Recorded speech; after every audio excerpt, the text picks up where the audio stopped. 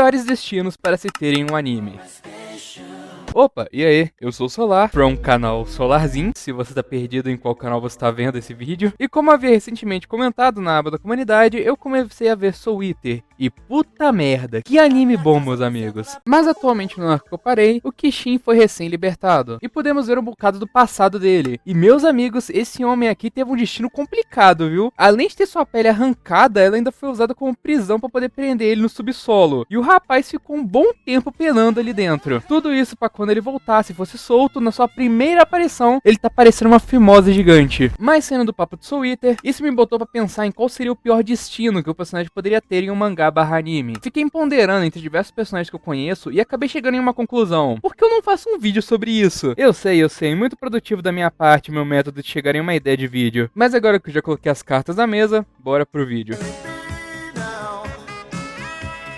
Ok, vou começar explicando os critérios aqui. Primeiro, o personagem não pode ter desfalecido, no sentido de que ele não só sofre, como está continuamente sendo perseguido por seja lá o que aconteceu com ele. E número 2, o primeiro critério foi o único que eu pensei, então não sei o que eu tava pensando quando criei essa lista. Complicado. E eu já vou começar com 2 pés na porta, porque é o seguinte, Trunks do futuro. O Trunks do futuro vem de uma linha do tempo alternativa, onde o Goku morreu de uma doença cardíaca e os androides de 17 e 18 tacaram terror no planeta, destruindo e deixando quase nada da humanidade.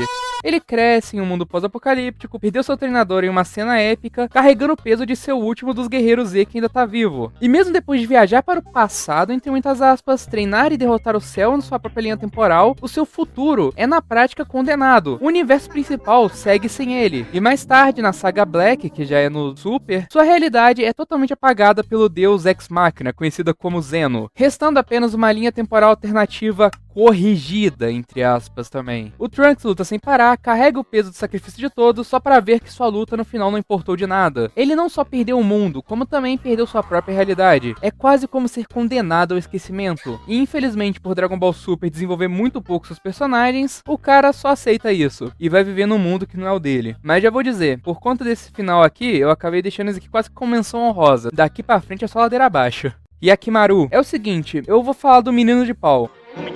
Já começa com o fato de que o pai do moleque era na verdade um senhor feudal e o cara, antes mesmo do filho nascer ali, o filho tava quase pra nascer, já meteu logo um pacto com 48 fucking demônios diferentes em troca da prosperidade das suas terras. E para os demônios, ele prometeu uma parada casual ali, uma parada super simples. Pô, cada um escolhe um pedaço e pode levar do meu filho, foda-se. Neste momento, Cell sentiu o verdadeiro terror. Aí o moleque cresceu todo torto, sem olho, sem braços, sem pele, sem órgãos internos completos, sendo abandonado pra morrer. E ele só sobrevive graças a uns médicos que criam e o ajudam. Mas cada pedaço perdido está nas mãos de um demônio diferente, forçando o pivete a caçar cada um deles para recuperar o que devidamente deveria ser dele desde o princípio. E o foda é que o moleque já não bastava ter tido toda essa experiência aí de criança dele, de bebê dele, ele também não conseguiu ter uma infância e muito menos humanidade, por muito tempo, passando boa parte da sua vida só correndo atrás de tentar recuperar o próprio corpo. É a personificação do roubo da existência, já que até o direito dele de ser um humano foi negado pro rapaz. Cars. Cars é o líder dos Homens do Pilar, seres quase imortais que buscavam a máscara de pedra para alcançar a forma perfeita. Ele, como o último Pilarman que sobra, acaba finalmente conseguindo virar o ser perfeito, mas o protagonista o derrota lançando o maluco pro espaço. Como o Cars é imortal, ele não morre, mas fica flutuando no vazio do universo, incapaz de se mover ou fazer qualquer coisa. Sua mente, ainda ativa, fica condenada à eternidade de pensamentos até eventualmente perder a consciência e morrer de morte cerebral. Ele então ficou condenado a sofrer a pior forma de solidão. Não há ninguém, não há sons, não há fim. Apenas uma consciência presa para sempre no silêncio do espaço.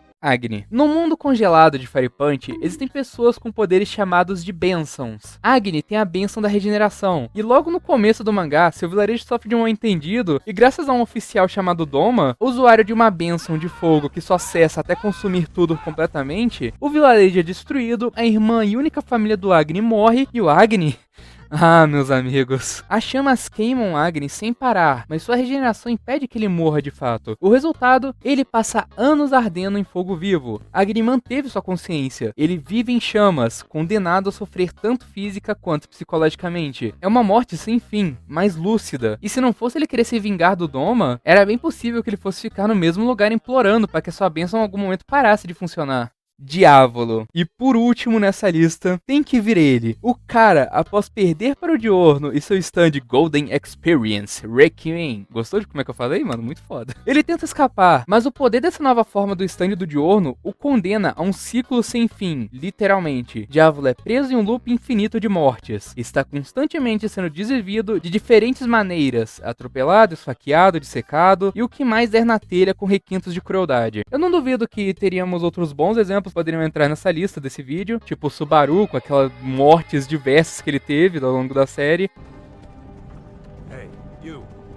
Finally awake. Ou aquela criança do Made in Abyss que virou uma gosma que é incapaz de morrer e só fica sentindo dor o tempo todo. Mas o meu ponto pode ser alcançado só com o que eu trouxe aqui hoje. Podemos ver facilmente como os autores escolhem um tipo de condenação diferente para explorar medos humanos profundos. Mas realmente, de longe, acho que é bem difícil alguém ter sofrido mais do que o Diávolo, ter um destino pior do que o dele. Porque a repetição infinita nunca alcança um fim, como o próprio nome diz, infinito. É o mais próximo que existe de um inferno pessoal, mas é só o meu ponto de vista da coisa. E aqui que eu jogo a bola pra vocês. Qual destino vocês acham que realmente é o mais cruel em uma obra fictícia? E não precisam se ater só a animes, não. Eu só me atenho a animes porque é o que eu consumo, é o que eu faço vídeo sobre. Mas se tiver alguma coisa aí que se possa agregar a ideia, pode comentar que eu adoraria ver sobre. Porque esse assunto facilmente pode render muito ainda. E um agradecimento especial aos membros aqui do canal, o Scope, a Lani e o Vênio. Se curtiu o vídeo, já sabe, deixa o like, se inscreve, compartilha com aqueles seus amigos que sofrem vendo anime. E no demais é isso. Eu sou o Solar. Tchau.